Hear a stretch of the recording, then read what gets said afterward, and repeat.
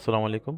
আমরা এই পর্বে দেখব কিভাবে হেক্সাডেল অ্যাক্সেস কন্ট্রোল সফটওয়্যারে অ্যাক্সেস লেভেল ক্রিয়েট করতে হয় এবং অ্যাসাইন করতে হয়।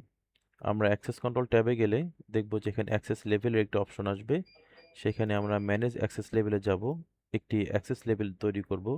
সেখানে লেভেলের একটি নাম দিলাম।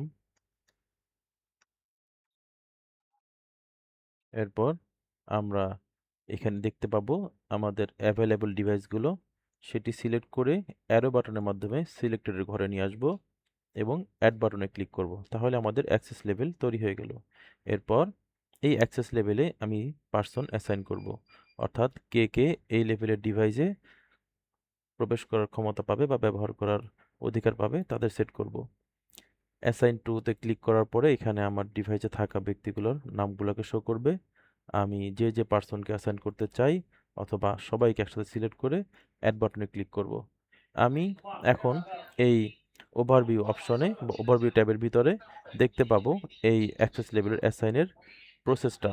প্রসেস শেষ হলে আমি এখানে একটি রিফ্রেশ বাটনে ক্লিক করব। এখন দেখতে পাবো আমার ডিভাইসে যে 5 জন ব্যক্তি, এই 5 জন ব্যক্তি ভ্যালিড হয়েছে, অর্থাৎ এই ডিভাইসে অ্যাক্সেস দেওয়ার জন্য উপযুক্ত হয়েছে।